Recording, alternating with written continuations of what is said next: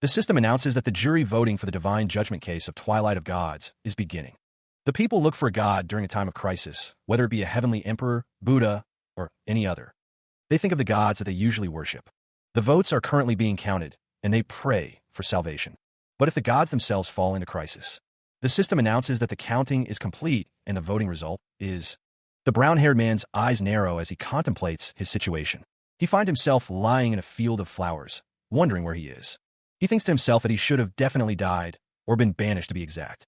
He realizes that since death is only for mortals, the system must be at play.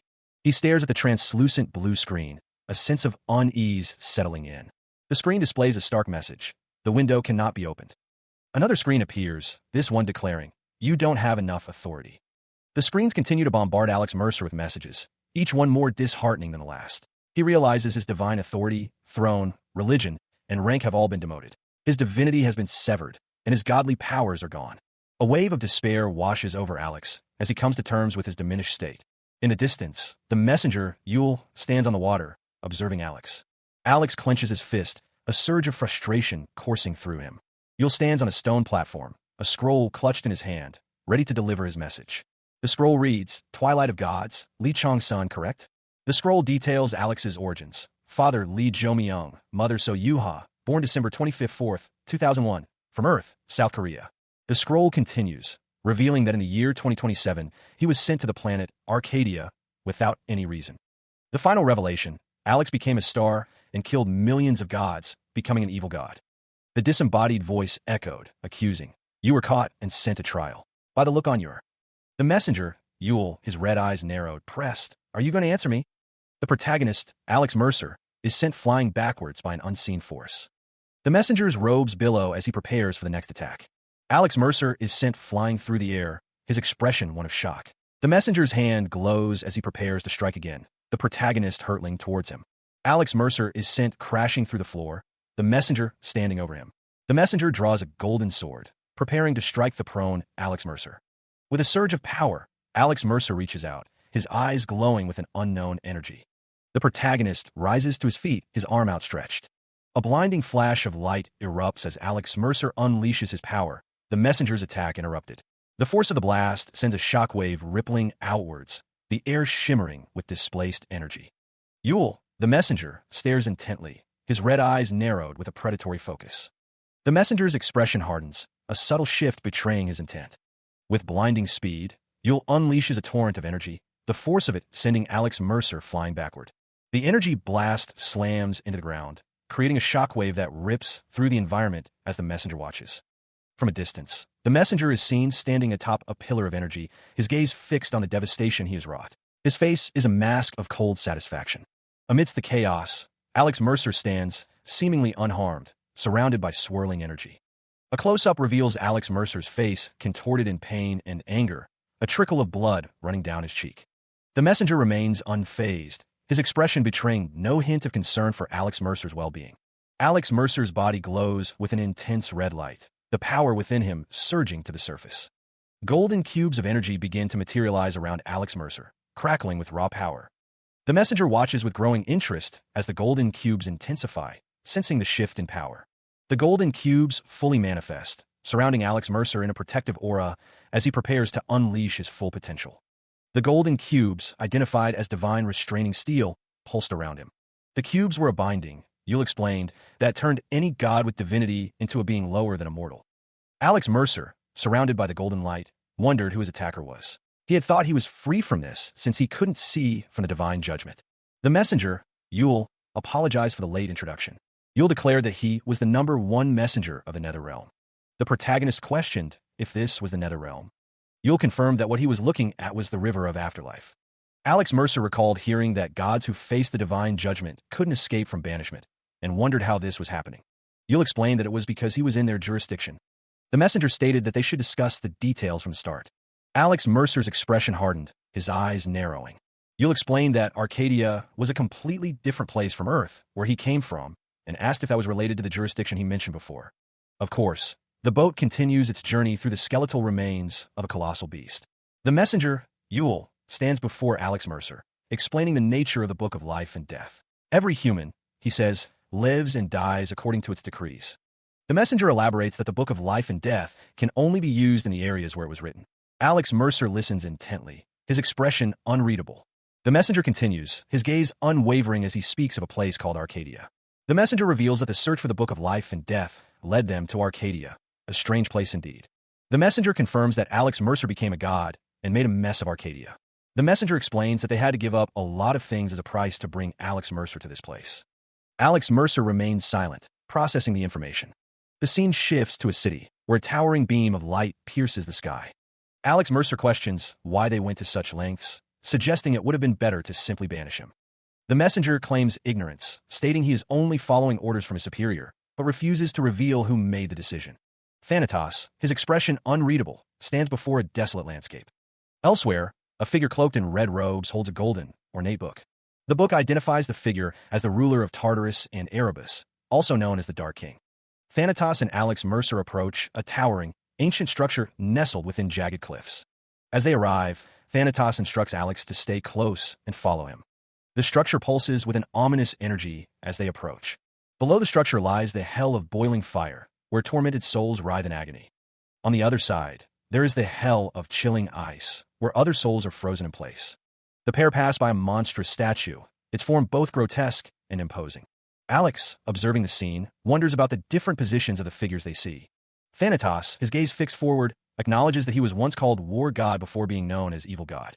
Alex notes that Thanatos seems interested in the matter. The celestial realm is vast, filled with fallen stars and souls judged by Tartarus. Alex Mercer, however, admits he hasn't heard of this. Thanatos smirks, seemingly unsurprised by Alex's ignorance. The war god explains that those who committed light sins are punished with labor, implying the heavenly realm wouldn't deign to speak of such things. A colossal structure looms in the distance, its golden spires piercing the sky. Before them stand ornate doors, guarded by serpentine dragons. Yule, the messenger, confirms they have arrived, stating he has brought the twilight of gods as his lord commanded. A voice booms, commanding them to enter. Alex realizes the winds are becoming intense. The atmosphere crackles with unseen energy. A disembodied voice warns that the eyes within the darkness observe them. Alex Mercer's expression hardens, a sinister smile spreading across his face as he prepares for what awaits. The camera focuses on Alex Mercer's face, obscured by his hair. The protagonist, Alex Mercer, smirks, finding the situation increasingly interesting. The protagonist, Alex Mercer, stands at the base of a long staircase, its destination unknown. Alex's expression hardens as he ascends, a grim determination etched on his face. At the top of the stairs, the god sits upon a throne, his gaze piercing. He questions if Alex is the twilight of the gods. The god smiles, a sinister edge to his features as he wonders where Alex would have ended up had he continued to live on Earth. Alex admits he's never considered the question. The protagonist declares that his fate would have been hell. Alex's face is set with resolve, ready to face whatever comes next. The god reveals the date, June 21st. A flashback shows Alex's pro gamer days in 2024, where he berated a teammate for a mistake, words that the teammate took to heart. The god with red markings is asked what level of punishment Alex Mercer will receive for the incident. The servant confirms that Alex will be punished by having his tongue ripped out for 15 days in the hell of tongue ripping, repeating what the god said. The god recounts Alex's past transgressions, ignoring a heartbroken friend to game in 2024, killing an ant in 2017, and blaming the dog for wetting the bed in 2009. Each act earns him time in various hells. The list of Alex's sins continues, revealing that his inability to hold a girl's hand for 26 years has earned him 6 days in a hell of darkness. Alex Mercer, enraged by the litany of his past misdeeds, demands to know what the god is playing at. The servant stands silently as the god with red markings observes Alex. The god smiles, stating that Alex's normal life on Earth is a joke, especially considering how different he became in Arcadia. The god gestures with a scroll, the details of Alex's past seemingly written upon it. The scroll unfurls further, revealing more of Alex's history. The scroll displays images of Alex's past, including his time as a pro gamer with the team, YK Gaming, and his more recent battles where he fought like crazy. Alex, still confused, asks what the god is trying to say and what his reason was for saving him. The god states that he saved Alex to do a job for him, a proposition that leaves Alex questioning. The god, explains that some gods have broken their oaths and reached out to humans. The god tells Alex Mercer to go to the... Alex, looking up, asks if he will be reincarnated. The god clarifies that he is simply returning Alex to where he is supposed to be. With a burst of energy, Alex is sent hurtling through space. As he flies through the cosmos, Alex's eyes widen as he takes in the sight of planets and stars. He sees Earth in the distance, a familiar blue marble amidst the celestial tapestry. Alex continues to fall, his back facing the viewer as he plummets towards the planet. The god's voice echoes, promising that Alex's eyes will pop out his head. Alex thinks to himself that he thought the god was emotionless, but it doesn't seem that way. The god states that Earth is his home, seeing what will unfold. The god warns that from here on out, Alex will faint, leaving him confused. He hurtles back towards Earth, the planet growing larger in his vision. The descent intensifies, the pull of gravity becoming undeniable as he approaches the Korean peninsula. The world blurs as he breaks through the atmosphere, the city streets below rushing up to meet him. Alex Mercer walks down a street, a bottle clutched in his hand, seemingly unfazed by his recent trip through the cosmos. A close-up reveals the protagonist's sharp gaze, hinting at the turmoil beneath his calm exterior. Meanwhile, in another realm, King Unknown sits upon his throne, preparing to send Alex back to Earth. The king states that Alex will focus on sealing the gods in his stead. Back on Earth, Alex Mercer wonders why he is being given this opportunity, knowing it comes with a heavy sentence. King Unknown declares that the protagonist is most fit for the hunt, as the messenger, Yule, stands by. The king's sinister smile betrays his true intentions, to hunt the divine beings of the other world. The question hangs in the air, did those beings, the likes of Ahura, Diva, and Shun of Arcadia, already set events in motion? The dungeon break, the one Alex Mercer experienced firsthand, was no accident. The god with red markings wonders aloud what caused it. The protagonist realizes that the god is implying he broke some kind of oath. He wonders if the divine beings desire Earth. The god confirms that they are indeed approaching. He questions why those from the underworld aren't taking action. King Unknown explains that they cannot intervene because the divine beings are very aware of the loopholes of the oath. The god elaborates that they have no justification to intervene unless a human does so, which would change everything, because there is no mention of humans in the oath. Alex Mercer realizes that the god wants him to be his hunting dog. The protagonist asks if he will be killed after the hunting is done, a question King Unknown seems to find amusing. King Unknown clarifies that it's not a death sentence, but penal labor. When the job is done, he will release the chains on Alex Mercer and give him a new life. The god asks if Alex Mercer doesn't like how he explained it, suggesting they make a deal, claiming it's not a bad one for him. King Unknown assures him that he isn't telling him to just go seal them out of nowhere, promising to give Alex Mercer a gift. Alex Mercer considers the offer. The red-eyed god's gaze pierces through the veil, a silent question hanging in the air. What's that? The god's authority is absolute, his words carrying the weight of cosmic law. Alex Mercer, skeptical, questions King Unknown's willingness to part with such a powerful gift. Are you sure you could just give that away like that? Something like that should. King Unknown, the ruler of the entire underworld, smiles slyly. He considers it a gift from a ruler. He asks Alex Mercer if he's going to do it. Alex Mercer's expression hardens, a predatory grin spreading across his face. He declares that if King Unknown is going to give him that, then there is no. With a flourish, King Unknown declares, then the deal is struck. The god's face contorts in a manic grin, his eyes gleaming with anticipation. King Unknown's voice booms, announcing the start of a new era. From now on, the regression, will start. Alex Mercer smirks, his eyes gleaming with a mixture of anticipation and cunning. The messenger, Yule, stands on a precipice, his words echoing through the desolate landscape. Please do not forget. The figure in the wide-brimmed hat smiles knowingly, stating that he will have neither strength nor experience and will have to start from the beginning. Alex Mercer, listening intently, acknowledges the gravity of the situation. I'll keep that in mind, he says, his expression resolute. The voice continues, explaining that Shin Jin Chiol's soul will remain bound, and that a suspicious condition will trigger it again. Alex listens, a hint of annoyance flickering across his face. The figure in the wide-brimmed hat declares that it is time to go, standing before Alex, who is kneeling. Before them stands a massive, ornate gate adorned with yin and yang symbol, the gateway shimmering with golden light. Alex is sent hurtling through the air, propelled by an unseen force, as the figure in the wide-brimmed hat watches from below. The figure in the wide-brimmed hat stands at the base of the gate, his form silhouetted against the golden light. Alex passes through the gate, the yin and yang symbol distorting around him as he is transported to another place. A confident smirk plays on Alex's lips. We can, he says, his eyes gleaming with determination. Thanatos smiles, a glint in his eye as he says he looks forward to what's to come, reminding someone to always remember. The gate opens, and Alex Mercer is propelled through, a voice echoing that he is. Thanatos watches Alex disappear through the gate, a sinister smile playing on his lips. It is declared that an emissary has received the Dark King's power. Alex continues to fall through the sky, the gate now far behind him. As Alex plummets, a system message appears, informing him that he has successfully passed through the door to past lives. The system connects to a new server, downloading data necessary for smooth activity, and begins updating. The system informs Alex that his current qualification is administrator. The system identifies the new world. This is planet Earth. Alex's eyes snap open, a look of confusion on his face as he lies in the grass. He is surrounded by people standing around a marked safety zone, looking down at him. The system grants Alex the achievement, the one with memories of a past life, rewarding him with memory preservation and +5 to all stats. Lying in the grass within the safety zone, Alex realizes that even these things remain as achievements. He finds himself surrounded by people who are panicking at the sudden appearance of a gate. The protagonist lies on the ground, looking up at the group of people.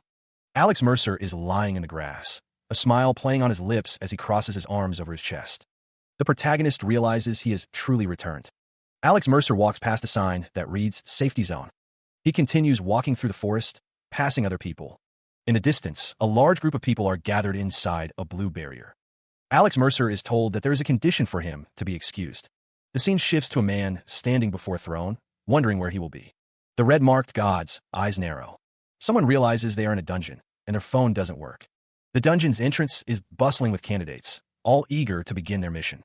The candidates are welcomed to the instance dungeon, Wari Forest, as a digital display updates the current number of candidates to 431. An error message flashes. A missing candidate has been found, prompting a recount. The system updates, showing the current number of candidates as 432. The system announces the start of the dungeon mission, explaining that a mission of a suitable level is arranged based on each candidate's capability. The mission theme is exploitation. Defeat the monsters lurking within Wari Forest and reach the peak of the hill beyond the forest. The system explains that the forest is divided into 5 compartments, each with different monsters and methods. The system reminds the candidates that inventory, status, and skill windows are necessary for completing the mission and provides them to all participants, wishing them good luck. The system announces that the first compartment is open, and Alex Mercer immediately sprints forward. Alex Mercer bursts ahead, prompting a warning from one of the other candidates, who shouts that it's dangerous. The other candidates watch as Alex Mercer disappears into the forest. The other candidates speculate about Alex Mercer, wondering if he's a player and why he seems familiar. One of the candidates wonders if he could be a tyrant. He continued his desperate sprint through the dense forest, his lungs burning with each stride. The air grew heavy, and his breath came in ragged gasps. He knew he needed to assess his condition to understand the limits of his rapidly depleting stamina. The system notified Lee Chong-sun that it had been updated, opening the status window with administrator privileges. As expected, his stats were terrible. He wondered where the reward he was supposed to receive from the dungeon was. The marked window refreshed, displaying the updated data. Lee Chong-sun now possessed the soul exploitation and execution sword authorities.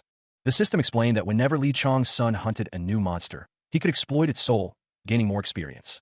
The system further detailed that the execution sword sealed divinity and allowed him to extort authority, executing new punishments as proxy to the sinner. In theory, one could become omnipotent by endlessly gathering authorities. The implications of this power echo in the air. The protagonist, Lee Chong-sun, is relieved. It could have been worse. However, Lee Chong-sun realizes the execution sword presents a new challenge. He acknowledges that it will be difficult to use for now. Considering the ability, the execution sword is dominant over soul exploitation, but Lee Chong-sun stands amidst floating screens, contemplating the conditions for wielding the execution sword. The conditions to use it are not easy, he realizes, his brow furrowed in concentration. The target has to be a sinner who has clearly broken his pledge, and even then, if he isn't properly dealt with, he will be counterattacked. Lee Chong-sun decides to seal the execution sword away for now. Until then, he muses, a confident smirk playing on his lips. The system alerts Lee Chong-sun that Black Mamba has found him as the shadowy beast lunges from the forest. The Black Mamba reveals itself, its maw wide open, ready to strike. The protagonist pulls out the beginner's rusted dagger, determined to get stronger. The system initiates the attack sequence. With incredible speed, Lee Chong-sun moves to strike. He strikes the Black Mamba with the dagger. The system announces that he has successfully defeated Black Mamba in one hit, an unrivaled attack. As a reward for his victory, the system creates the skill, Lesser Dagger. He levels up, increasing his strength and agility. The system informs Lee Chong-sun that the throne, good season a hunt, shows interest in him. A sinister smile spreads across his face. The camera focuses on his jacket, stained with the black blood of the Black Mamba. He holds the bloody dagger, a testament to his newfound power. He vows to become a rookie that others will admire. The word dungeon hangs in the darkness. It's a calamity to humans, akin to natural disasters, but the dungeons also open new opportunities. It was the same for the gods and the stars.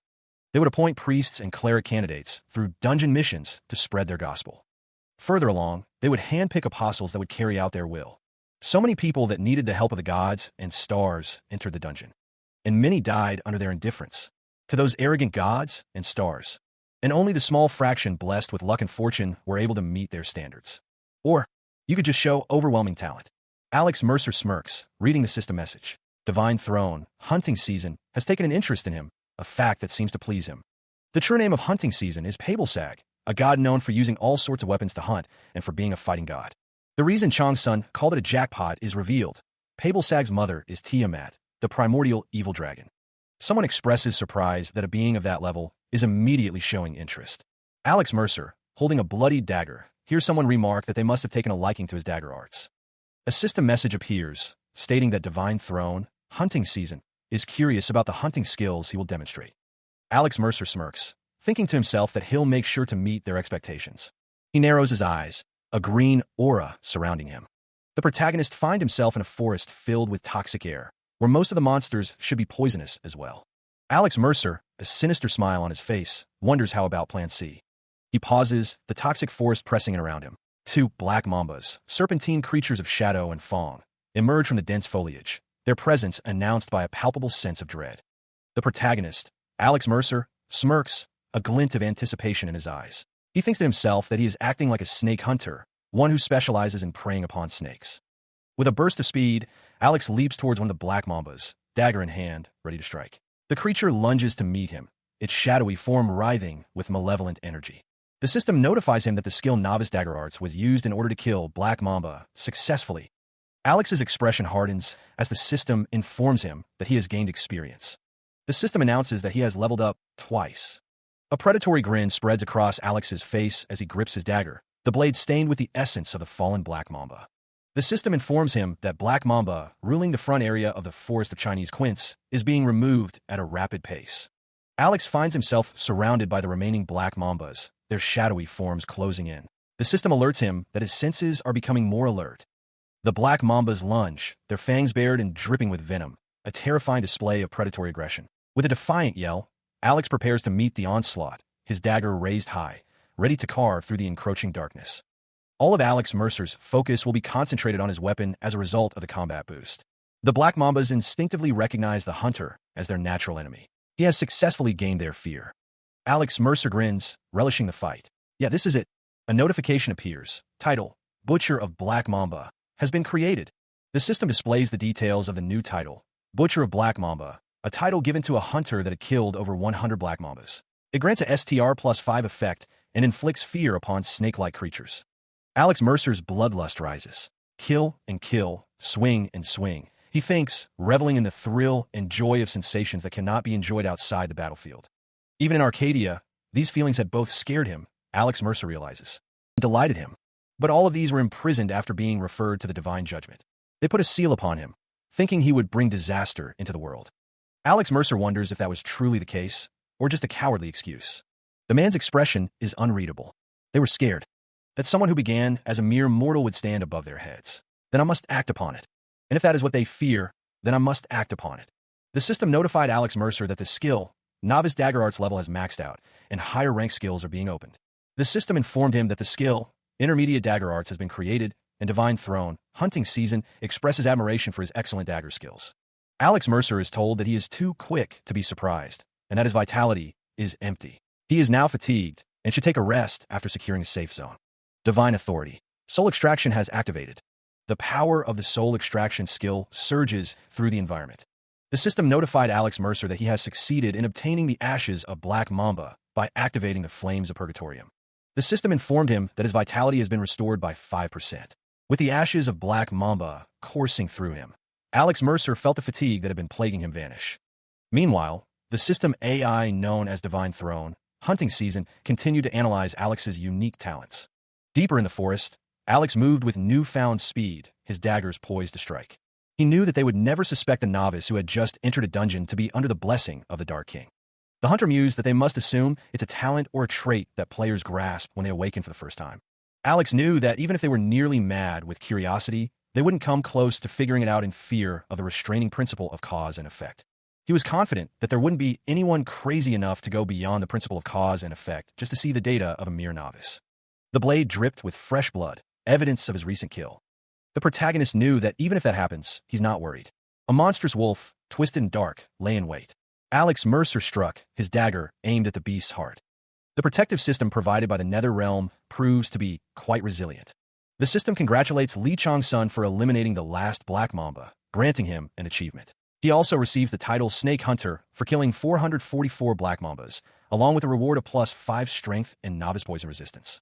Chong-sun decides to open the system window to review his progress. The system window displays Lee Chong-sun's divine name, Twilight of Gods, which he is currently unable to use. His level, stats, and skills are all steadily increasing. He is level 6, with strength at 14.2, +10, agility at 16.2, +10, vitality at 13.9, +10, and magic at 0, +10. He also has intermediate dagger arts LV 3 and the new novice poison resistance LV 1. Now that he has the magic stat from the achievement, Chong-sun realizes he should be able to use skills from here on out. A special note indicates that one god is curious about him and that he should obtain their favor by showing greater achievements. Pabelsag's level of attention has increased from interest into curiosity, which Chong-sun finds very good. The hunter smirks, a plan forming in his mind. He reflects on his new novice poison resistance, believing it should be easier to endure. Bloody Mambas are classified as boss mobs that rule over the Mamba-type monsters. While it doesn't make sense for a novice yet to reach level 10, Chong-sun aims for it. Chong-sun was planning to kill it in a solo raid, seeing this as a good chance to gain the attention of the gods. A confident smirk plays on the hunter's lips as he anticipates the challenge ahead. The toxic fangs of the Bloody Mamba are known for their potent venom. To gain access to 10, he needs those fangs. The reason why the Twilight of Gods lost in the war was because they were outnumbered, but also because they were helplessly neutralized by curses and poisons, requiring 1,000 poison immunity. The Curse of Gaia is a formidable obstacle. In order to overcome that, Lee Chong-sun knows he needs the toxic fangs. Lee Chong-sun realizes his beginner's rusty dagger will disappear due to using up all its durability. The protagonist, Lee Chong-sun, is surprised it lasted this long. The dagger shatters. The world around Lee Chong-sun seems to shimmer. The broken dagger dissolves into light. The light reveals a dragon scale pattern on a new weapon bestowed by Tiamat, leaving Lee Chong-sun to wonder what they are planning. A system message appears. Divine Throne, hunting season, is suggesting a bet with him in exchange for a present. He smirks, beads of sweat trickling down his face as a system message appears. It warns that in case of failure, hunting season will kill him. The system message continues, stating that the penalty is for the sin of wasting their time. Lee Chong-sun grits his teeth, realizing the stakes. I knew it, he thinks. The system warns that failure will result in death at the hands of hunting season. The protagonist, Alex Mercer, acknowledges the grim stakes, understanding that the system assumes he will die if he fails. Alex scoffs at those who believe themselves superior, seeing others as mere playthings. The reason for his disdain for the gods and stars becomes clear as he grips the hilt of a crimson-bladed sword. A determined look hardens Alex's face. He believes this path, despite its dangers, is better than his previous one, as he'll be able to obtain more power by agreeing with them. Alex steels himself, resolving to obtain the hunter's power. Wondering what to do, Alex receives a system notification. He has accepted the bet, and a sudden quest, proof of a hunter, has been created. The Divine Throne and hunting season heartily approve of his gallantry. From above, a group of people are seen gathering in a forest clearing, seemingly unaware of the danger that awaits them. Someone observes the gathering, wondering if Haesong Park is trying to act as their leader. A hand holds up an ID card identifying Haesong Park. Haesong Park, identified as a Defense Security Support Command Awakened Troop, affiliate C-rank player and second lieutenant, addresses someone. Haesong Park instructs them to follow his orders in accordance with the emergency order. The man's expression is unreadable, his gaze fixed and intense. Nearby, a group expresses relief at the presence of a player. One of them holds a holographic display. The group wonders if the player will be alright, recalling how he ran off as soon as the dungeon mission appeared. One of the group members hopes he's alright, while another speculates that he jumped in aiming for sudden riches. The player, revealed to be the same man from the first panel, sits against a tree, seemingly indifferent to the concerns of the group behind him. The man smirks, confident that he's wealthier than the others. One of the group members recognizes him as a tyrant and the leader of the ST band. The man's face is plastered on advertisements, his family being fairly wealthy to begin with. The group wonders why someone like him would suddenly go there, with one member mentioning he heard he became addicted to alcohol after retiring as a gamer. Another member speculates that he might have gone off and killed himself after getting tired of living. One of the group members tells another to stop, asking if they're still drunk, but the other asks what he means. The man stares intently at a holographic screen, his expression unreadable. The system announces that all Black Mamba monsters have been eliminated from the dungeon. Nearby, a group of people stand in what is described as the safety zone, wondering if the monster was already eliminated. A girl with a concerned expression reads a similar message on her screen. All white worm monsters have been eliminated. A man in a military uniform receives the same notification. All blue crow monsters have been eliminated. The system continues to report that Red Mamba is being eliminated at extreme speed, declaring that Lee Chong-sun is on a rampage. A sinister smile spreads across the face of Hunting Season as he observes the unfolding events. The girl from before looks at her screen with a worried expression, wondering what is going on. Her concern deepens as she realizes the implications of the rapid monster eliminations. Deep within the dungeon, the protagonist, Lee Chong-sun, is surrounded by a swirling vortex of pink energy as he continues his relentless assault. Lee Chong-sun's face is grim, his eyes narrowed with determination as he continues his hunt. The system describes that Hunting Season has recently halted his growth, so he's showing interest in raising apostles and priests in order to gather religion. The system further explains that because many talented people already had their guardian stars, Hunting Season has found Lee Chong-sun while monitoring novices, considering him an apostle candidate with exceptional hunting skills. He narrows his eyes, a hint of suspicion in his gaze. The terms of his potential apostleship are laid bare. He must kill the Bloody Mamba within 24 hours using a temporarily granted dagger. Success means nomination. Failure, death. Lee Chong-sun examines the dagger, its crimson hilt hinting at its bloody purpose. So that's how it was. He realizes that Hunting Season had their own urgent reasons for taking an interest in him from the start. Now that he thinks about it, the conflict between Tiamat and Bel Marduk has been increasing. He wonders if his task is related to that conflict. The information surfaces: Bel Marduk, one of the highest-ranking stars, Taurus of the zodiac constellations, and Tiamat, the primordial evil dragon, mother of Hunting Season. Lee Chong-sun smirks, admitting he wouldn't know for sure, but if that's the case, he might be able to sap more things from it. He notes that this is no ordinary weapon. The dagger, Fangs of the Evil Dragon, was crafted by the primordial evil dragon with her own tooth for her child, and it has its own personality. The dagger relic's attack power cannot be measured, and its effect is unknown. He realizes this is what he wanted to get. Lee Chong-sun's smile widens, but he knows he should set his goals higher. A voice asks if he wants to add something more to the bet. Lee Chong-sun walks forward, the dagger held loosely at his side, ready to face whatever challenge lies ahead. Divine Throne and Hunting Season tilt their heads, questioning Lee Chong-sun's intentions. The apostle candidate smirks, declaring he will kill the Bloody Mamba within 30 minutes, now that he has given the god more. The Divine Throne and Hunting Season anticipate a greater reward from the entertainment. Moments later, Lee Chong-sun stands in a forest, the Fang of the Evil Dragon dagger glinting in his hand. Divine Throne and Hunting Season laugh at the apostle candidate's entertaining suggestion, but they warn that his death won't be peaceful if he loses the bet. Suddenly, the apostle candidate leaps forward, dagger raised, as he spots his target. The Bloody Mamba retaliates with a powerful strike, sending Lee Chong-sun flying backward. The monstrous Bloody Mamba roars, its grotesque form a nightmarish fusion of flesh and thorns. The force of the Mamba's attack reverberates through the forest. The impact of the apostle candidate's body against the ground sends rocks and debris flying. Despite the brutal impact, Lee Chong-sun recovers, ready to continue the fight. Lee Chong-sun smirks, confident in his abilities. The Bloody Mamba's thorns lash out, a flurry of deadly strikes. The thorns find their mark, drawing blood as they tear into the hunter's flesh. Despite the attack, Lee Chong-sun remains focused, his eyes narrowed in determination. The Bloody Mamba continues its assault, a whirlwind of thorns and fury. With a surge of power, Lee Chong-sun retaliates, his blade a blur as he strikes back against the monstrous plant. The Bloody Mamba reels from the counterattack, emitting a screech of pain and surprise. As the battle intensifies, a notification appears. Lee Chong-sun's strength has increased by 3, and his vitality by 2. Rumors about the bet between him and Hunting Season spread quickly around the heavenly realm. Few gods are observing Lee Chong-sun's achievements with a doubtful gaze, unsure of his potential. Few gods are showing interest in Lee Chong-sun's practical combat prowess, intrigued by his skill. Lee Chong-sun's eyes glow with newfound power, a sign of his growing strength.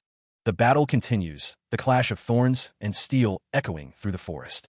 He stands before the Bloody Mamba, ready to face whatever comes next.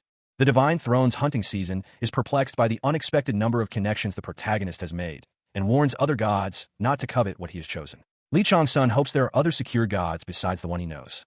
The system informs him that he has reached level 10, freeing himself from the state of novice. He realizes this means he has unlocked a secret class. The reward for this achievement is +5 to all stats, and a secret class unlocked. Lee Chong-sun reflects on his past life as a spearman, deciding he can't just go into a normal class this time. He thinks it would be good if Dragon Lord or Shadow King showed up, but that's going to be hard. In this route, it seems Berserker would be the best option, and the more fools, the merrier. Lee Chong-sun realizes he can succeed in this unreasonable bet by choosing Berserker. Since it's a monster where even a level 20 player would find it difficult to kill, he knows this is the right choice. The system announces that the results will be revealed. Classes available for selection appear before him: Swordsman, Spearman, and Brawler. 2 secret classes are also available: Child of Dragon and Wanderer in the Dark. A 3rd secret class is revealed: Rune Sorcerer. He realizes that the power he needs isn't there. The word Berserker echoes in his mind. The system displays remaining time. The system now shows 6 minutes. A monstrous, red-scaled snake lurks in the forest, its eyes glowing with malevolent intent. Nearby, Alex Mercer stands calmly, seemingly unfazed by the presence of the monstrous snake. Alex reflects on his choice, realizing that he proposed a bet believing in the Berserker class, but there was no Berserker option. He is reminded that Throne Good Season to Hunt questions how he's going to fulfill his bet within the remaining time, and that the 3 gods who do not reveal their names are curious about his choice. Alex realizes that it can't be helped, and that choosing the Rune Master class is the only way left. He acknowledges that drawing runes is going to be tiresome, but considering the power alone, it's better than Berserker, and he can make up for its weak points in battle himself. The system confirms that Alex has chosen Rune Master as his primary class. The system informs Alex that he has changed his job to Rune Master, and that his agility and magic power have increased by 5. The system announces that new stats, intelligence, and reliability have been added. The system notifies Alex that the class skills low-level rune production and low-level rune engraving have been created, and that Throne Good Season to Hunt is greatly astonished by his choice. He stands amidst the forest, 2 glowing orbs floating before him. The orbs contain information about his new skills: low-level rune production, which allows him to make runic letters, and low-level rune engraving, which allows him to apply the produced letters to a desired target. Alex Mercer smirks, confident in his new abilities. He thinks to himself that he got these 2 skills as expected, and now it's all done. He uses 30 extra stats on intelligence, enhancing his rune production. Alex uses 25 extra stats on reliability, further increasing his chances of success. Suddenly, the bloody mamba attacks, its massive form lunging from the shadows. The monstrous snake's jaws open wide, revealing rows of razor-sharp teeth as it bears down on Alex. The bloody mamba's attack connects, sending him flying backward with a pained grunt. The force of the impact sends Alex hurtling through the air, the monstrous snake's attack leaving a trail of destruction in its wake. As he regains his footing, the system notifies him that his low-level rune production skill has been triggered, increasing his success rate. Alex grips a newly formed rune blade, its edge glowing with power. With newfound resolve, Alex Mercer leaps forward, rune blade in hand, ready to confront the bloody mamba. The newly forged rune blade hums with power, its surface slick with blood. Alex Mercer reflects on the unexpected usefulness of skills he'd reluctantly learned from his grandfather. The skill, low-level rune engraving, is triggered as the protagonist's fingers trace the bloody runes. The blade now bears 2 rune of explosion engravings. A system message appears, taunting Alex, stating that Throne Good Season to Hunt is laughing at his thoughts. The rune engraving is complete, bathing Alex in a red glow. Through exceptional concentration and determination, he hasn't failed once in producing and engraving runes, increasing his skill level. The system rewards Alex, granting the rune of explosion a 5 times greater nested effect for 1 minute. A close-up reveals Alex's exhausted but determined expression, as the system warns him that his mana is depleted and he is in a hungry state.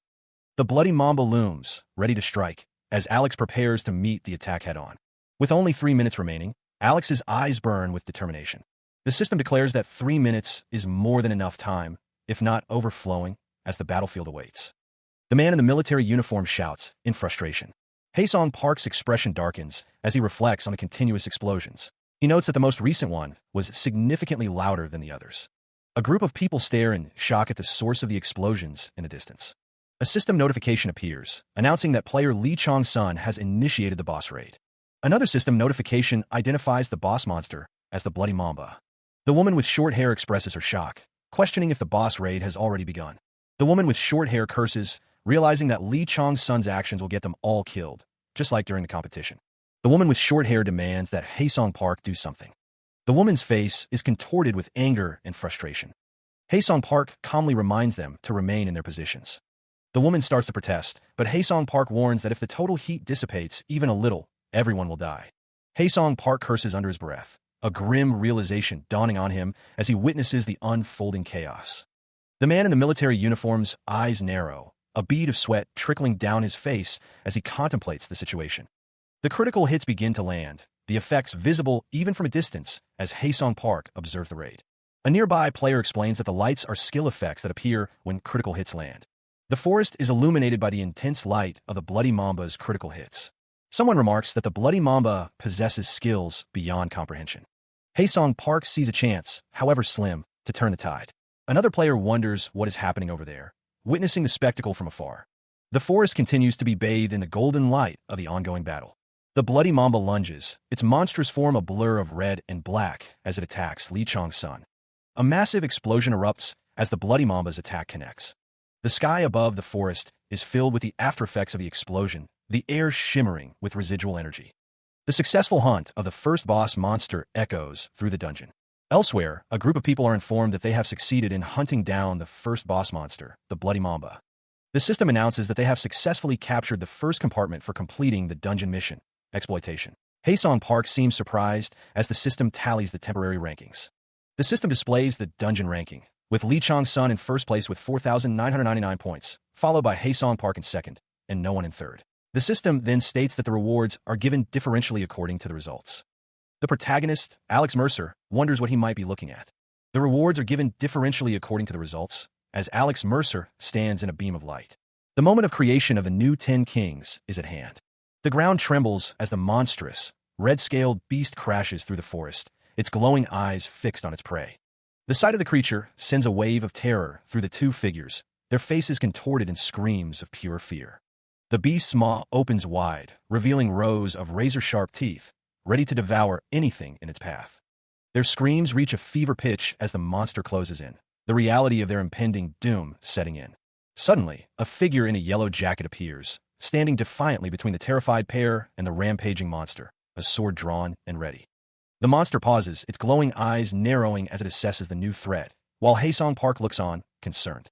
From below, Haesong Park's gaze is intense, a flicker of something unsettling in his eyes. Haesong Park's expression hardens, his eyes filled with a cold determination as he addresses someone unseen, assuming they're players in this deadly game. Haesong Park reveals that the final boss has been taken care of, the implication hanging heavy in the air. Haesong Park requests that someone deal with the rest, but quickly corrects himself, realizing his words sound more like an order. Haesong Park's companions offer him rest, but the intensity in his eyes betrays a deeper unease. He assures the others that he'll find a place to rest on his own, sensing their discomfort. Meanwhile, others speculate about Haesong Park's true nature, wondering if he might be part of the demonic sect or if he is the tyrant. One of the onlookers dismisses the idea that he could be the tyrant, reasoning that they would all be dead if that were the case. The protagonist, alone now, reflects on the recent events, still wondering if Haesong Park is part of the demonic sect. He finds it odd to be called a demonic sect worshipper, but doesn't dwell on it. The protagonist finds a suitable resting place for the Bloody Mamba. He engraves a rune of explosion. The protagonist notes that his skill in low-level rune production has reached the max level, unlocking a higher-level skill, entry-level rune production. He decides to claim his rewards first, a mix of achievement bonuses and quest completion prizes. The achievement reward is accepted, and the system prepares to distribute the drop rewards. The system prompts him to choose a category for his drop rewards: skills, effects, items, or achievement points.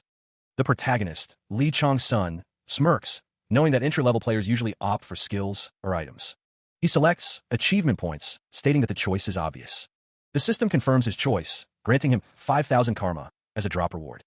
The system reiterates his choice, noting that his current total of achievement points is now 15,000. Li Chong's son's expression hardens as he reflects on the commonality between gods and humans. The rich always win. He resolves to prepare for when the shops open soon. He decides to check his status next. The system displays Li Chong's son's divine name, Twilight of Gods, his new title, Butcher of Black Mamba, his class as Rune Master, and his updated stats and skills, including entry-level rune production and Snake's Eye. He smirks, contemplating his recent victory. Defeating the Black Mamba on his own, he thinks, was worth the effort. The system chimes, signaling another reward. The system informs him that he now possesses the Fong of the Evil Dragon, one of 3 quest rewards. Divine Throne, hunting season, feels a strong desire to keep him. The system continues, noting that a few more gods have started to show interest in him after the outcome of their bets, and some stars are amused. Divine Throne, hunting season, issues a heavy warning. If he takes what's hers again, the wrath of the mighty dragon will follow. He chuckles, amused by the threat. The system announces that the dragon's vault has opened, revealing a list of rewards. an Adagen gold bar, goblet of blue sky, and omnipotent stone. He realizes there's a lot of new stuff, items from the Dragon's Vault.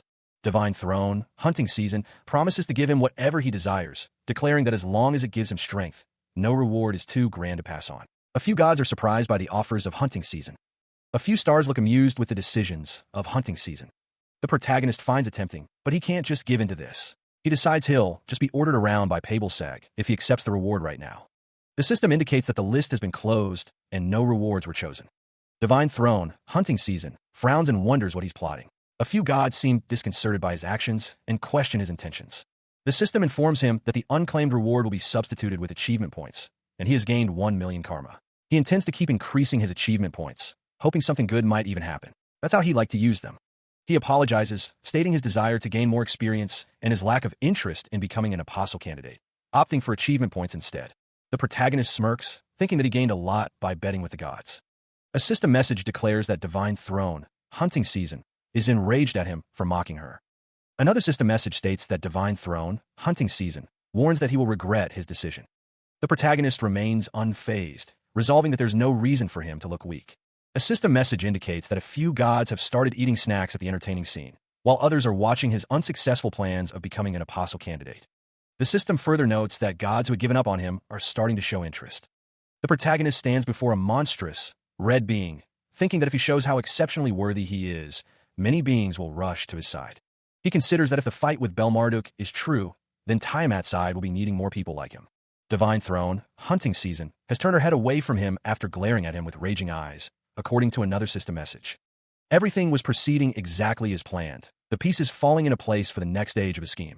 A sinister smile crept across Alex Mercer's face, his eyes gleaming with dark intent.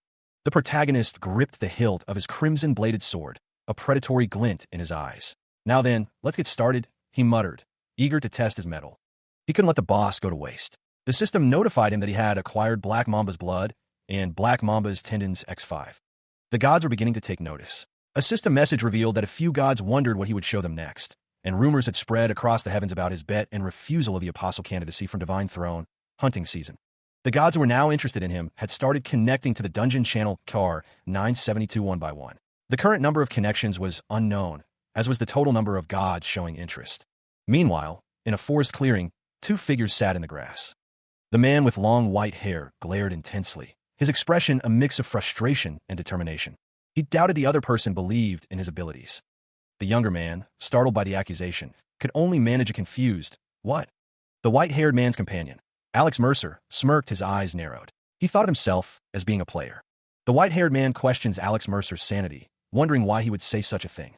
Alex retorts, asking why he couldn't do it if a drunk could. The man with white hair insists that he definitely can. He realizes that this is a place where anyone can awaken their true talent, a fact he hadn't considered before. Alex Mercer tells him to just watch, referring to himself as a messenger of God. The white-haired man questions Twilight of Gods, asking if Alex has ever even taken an awakening test. A surge of energy emanates from the ground. The energy intensifies, focused on a single point.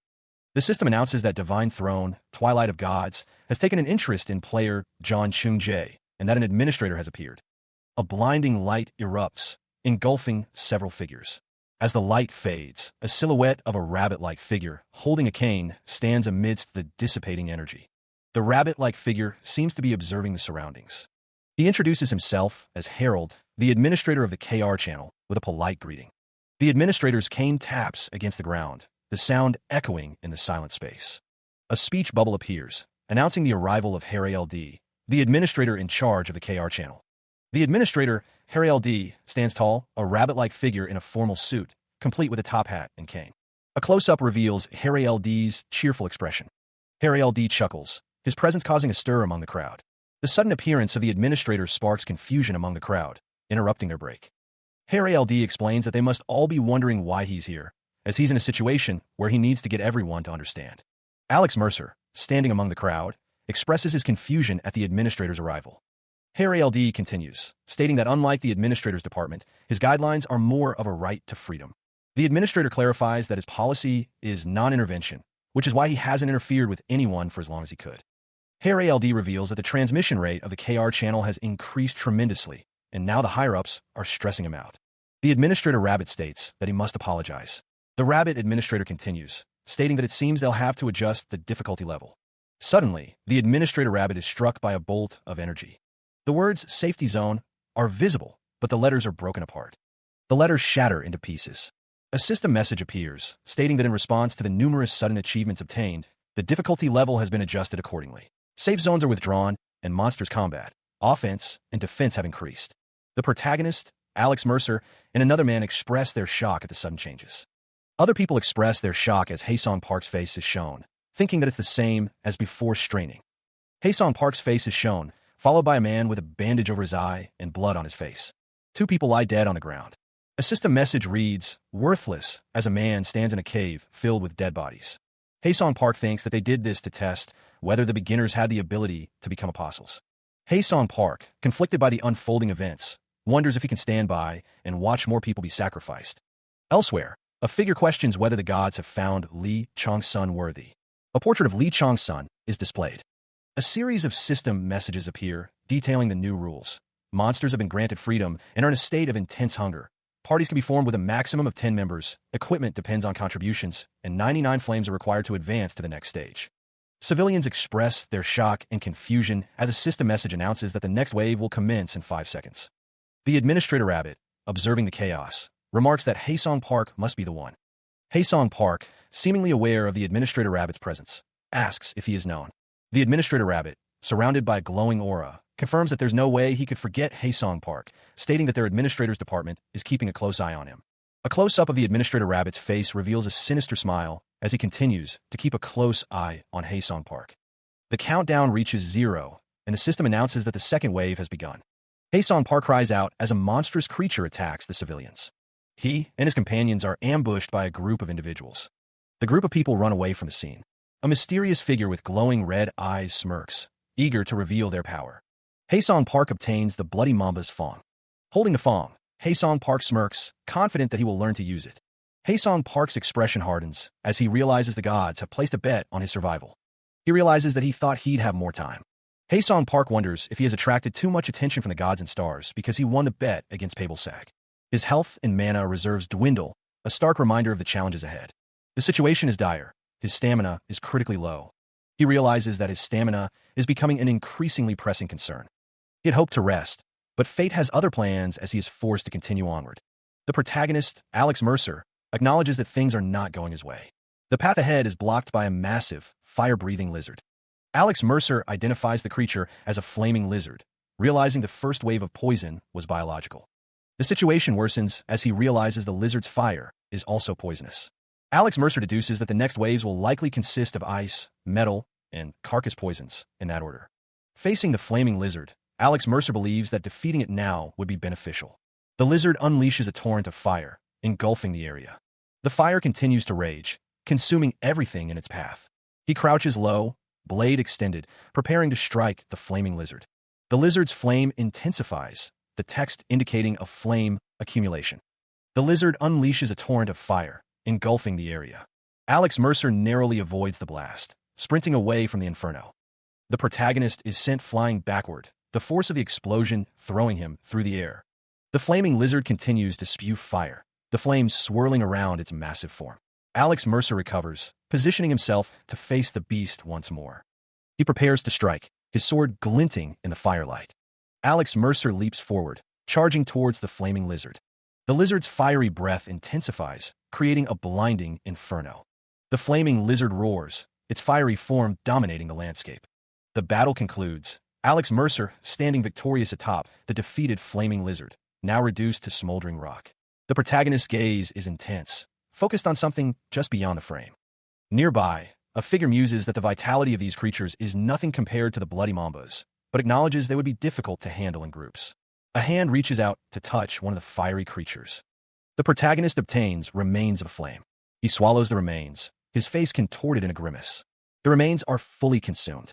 The system informs him that he has successfully swallowed the remains of a flame, acquired low-level tolerance, and accumulated 2 amounts of flame ki. Immediately after, the protagonist exhales a torrent of flames. He realizes he needs to eat more of those remains, and that the second condition is to learn poison. Having gained immunity, he smirks, thinking of the heat of 8 trigrams. He stands ready, facing a group of the fiery creatures. The protagonist leaps into action, determined to obtain the power he needs to ignite the flame in here. The text explains that the body of that person is immune to all the poisons sent by the gods. It is the nemesis of Changxian, the Scorpio of the zodiacs, and a power belonging to Antares. The ability not only resists all poisons, but it also reconstructs the poison and releases it into another's blood. For that reason, even though Changxian's strength was equivalent to Antares, he lost his godly nature soon after he was attacked with Antares' curse of Gaia. Changxian is eventually defeated by the poison. The poison ravages Changxian's body, leaving dark veins across his face as he screams in agony. However, there was an issue in the Netherrealm. Meanwhile, Alex Mercer stands at the top of the staircase. It is revealed that, as arranged by Thanatos, Changxian had been able to learn the secret teachings of the fallen star.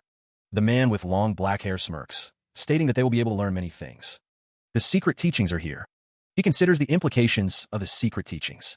They will be effective in dealing with most of the 12 zodiacs, and it will be something of amusement to him as well.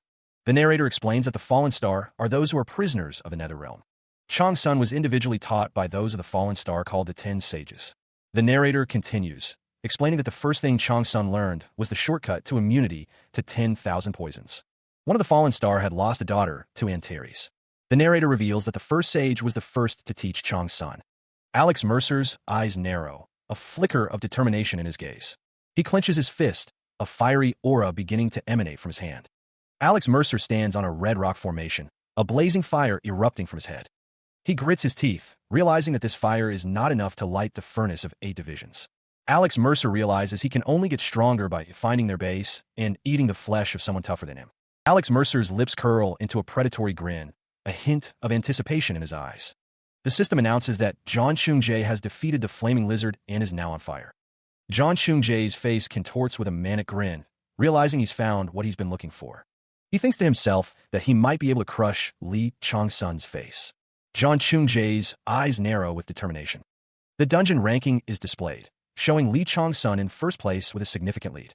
John Chung-jae is confused by the rankings, realizing that Li Changsun must have used a shortcut. The system informs John Chung-jae that if his opponent used a shortcut, he should be able to use one as well. John Chung-jae wonders what that method is, declaring he'll do anything to rise up the rankings even faster. Meanwhile, other players are exhausted from fighting monsters, but they believe the world favors talent after all. The other players' jealousy and rage only grow bigger as they realize they could become strong like John Chung-jae if they only had that shortcut. The man in the black and gold jacket acknowledges that those who traveled with him have been doing a great job, especially considering there were only 2 of them. Meanwhile, in a forest, John Chung-jae declares that he has obtained something. The blonde-haired rival believes a god has answered his desperate prayers, providing a way for all players to survive. A monstrous, fiery wolf charges through a forest, determined to continue on like this. The wolf's red eyes narrow as it recognizes the person in front of it. The wolf lunges, making it clear that it is not human. The wolf unleashes a fiery attack. The attack coalesces into a glowing orb. The orb crackles with fiery energy. A hand grips the fiery orb tightly. The man in the black and gold jacket reacts, realizing the danger. He then appears in a cave, panting heavily. The massive, furred beast lunges, its red eyes burning with predatory hunger as the girl scrambles away. The creature's attack is a blur of motion, a crimson aura surrounding it as it swipes at its prey. Alex Mercer, his face smudged with dirt and blood, asks if she is all right. The girl screams, calling it a monster as she cowers behind Alex Mercer. He questions why she is alone and where everyone else is. Tears welling in her eyes, she whispers that everyone died. Alex Mercer grimaces, learning that they were left behind by someone named John Chung-jae. John Chung-jae's words echo in Alex Mercer's mind as he examines the owl tattoo on his arm. The blonde rival claimed he could share the power of the goddess. The protagonist realizes he's been tricked.